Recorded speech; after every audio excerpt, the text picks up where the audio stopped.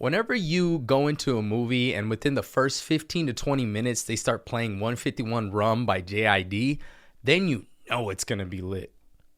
Now, let's get started with my review for Monkey Man. Let's go.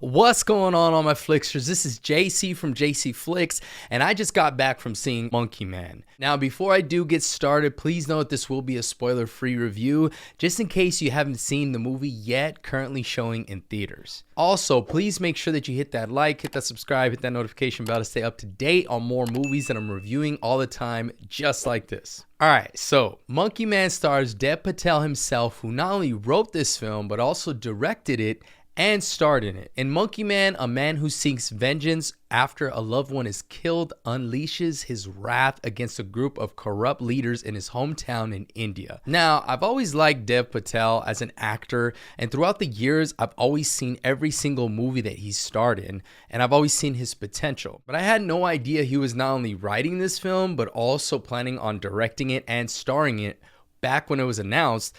And he was going to break some bones along with infections that he was going to have, and all this just to get this film made and put out there to the people. In the wake of the news that released months ago that this film was slated to release on Netflix, I was shocked, I'm sure like you guys were, to know that Jordan Peele decided to produce it and help him so that it would see a theatrical release, which good on Jordan Peele, but I know that he was not only blown away of the cultural influence that's involved in this film, but also even just the direction and the directing itself. When I first saw the news of this film and even the poster with Jordan Peele attached to it, I automatically thought it was going to star Dev Patel, but be directed by Jordan Peele, seeing that his production company is called Monkey Paw. But I was pleasantly surprised to see that he was just producing the film and Dev Patel was directing in it, starring in it, and writing it. I say all of that to say anything Jordan Peele is attached to and or Dev Patel, I'm going to check it out either way. When I saw this trailer with its cultural influence and the way it looked like a John Wick fighting style type of movie, I was sold from the get-go. Interestingly enough, though, with the marketing, it kind of does look like it's going to be just like a John Wick version, but a different type of cultural background involved. But you guys, when I was watching this film, every time I either heard a John Wick reference or I saw some similarities, it would quickly turn left to say, hey, well, you thought it was going to be this way? It's definitely not. It's going in this direction.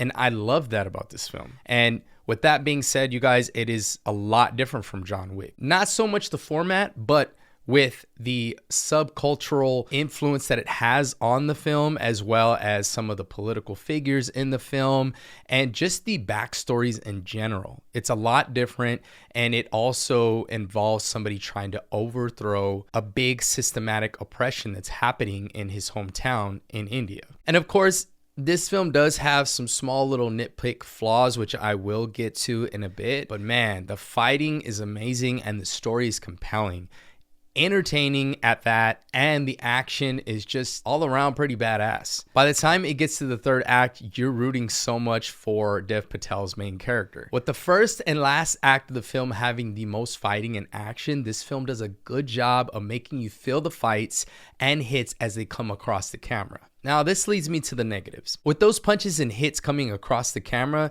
you do have some scenes where there are some shaky cam type of filming. I've always been that type of film goer, though, that doesn't mind shaky cam, only if it's done right and if it makes for some impactful scenes, which is what Dev actually did in this film. So although I see audiences may not be crazy for that aspect of the film, it still overall isn't enough to weigh the film down. I've recently seen some critics say that in the middle of the film, where it includes more backstory and a training sequence, that it tends to slow the film down a little bit and lose some of its momentum.